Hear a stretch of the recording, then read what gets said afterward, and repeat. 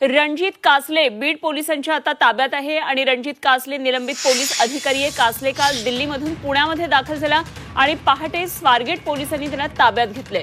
स्वारगेट परिसरातल्या हॉटेलमधून कासलेला ताब्यात घेण्यात आले। निलंबित पोलीस अधिकारी आहे रणजित कासले आणि पुण्यामध्ये काल दाखल झाले। रविवारी लवकरच पोलिसांना ते आता शरण सुद्धा गेलेत आणि स्वारगेट पोलिसांनी ताब्यात घेतलेला आहे।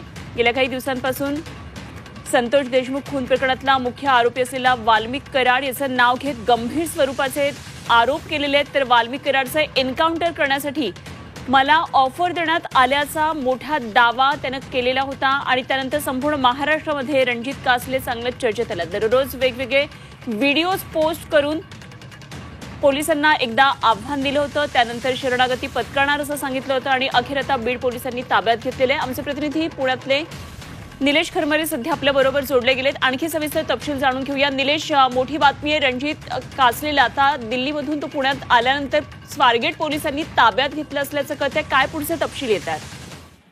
अनुपमा, खरं तर रणजित कासले हे काल दिल्लीतून पुण्यामध्ये आले आणि वाल्मिक कराड सुपारी प्रकरणामध्ये ते चर्चेत आले होते। त्यांना काल आज पहाटे पुणे पोलिसांच्या मदतीने बीड पोलिसांनी त्यांना ताब्यात घेतलेलं आहे आणि पुण्यातील स्वारगेट परिसरामध्ये सुंदरम एक हॉटेल आहे, त्या हॉटेलमध्ये जे राहत असल्याची माहिती पुणे पोलिसांना मिळाली होती आणि त्या अनुषंगाने बीड पोलिसांनी त्याला ताब्यात घेऊन आता बीडच्या दिशेने रवाना झालेले आहे। मात्र या प्रकरणात पुण्यामध्ये कुठल्याही प्रकारचा त्यांच्यावर गुन्हा दाखल नसल्यामुळे थेट कारवाई जी आहे ती बीड पोलिसांनी केलेली आहे। मात्र त्यांना मदत म्हणून स्वारगेट पोलिसांनी त्यांना या ठिकाणी सहकार्य पकडण्यास सहकार्य केलेलं आहे। आता रणजित कासले आहे त्यांना बीड पोलिसांनी ताब्यात घेऊन बीडच्या दिशेने रवाना झालेले आहेत। आता या प्रकरणामध्ये ज्या प्रकारे त्यांनी आव्हान दिलं होतं पोलिसांना किंवा ज्या प्रकारे त्यांच्याकडे काही पुरावे होते ते आता त्या अनुषंगाने पोलीस जे आहेत ते तपास करणार आहेत। मात्र त्यांच्यावर जो अॅट्रॉसिटीचा गुन्हा दाखल होता त्या अनुषंगाने बीड पोलिसांनी त्यांना या ठिकाणी आता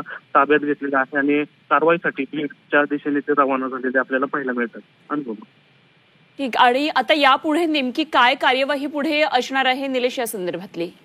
खरं तर त्यांच्या बीडमध्ये अॅट्रॉसिटीचा गुन्हा दाखल आहे त्या अनुषंगानेच त्यांना ताब्यात घेण्यात आलेले। मात्र ज्या प्रकारे त्यांनी वाल्मिक कराड असतील किंवा वेगवेगळे पुराव्याबाबत ते शासनाबाबत बोलत होते त्या अनुषंगाने त्यांच्या वेगळा गुन्हा दाखल होतो का तेही पाहणं महत्वाचं असणार आहे।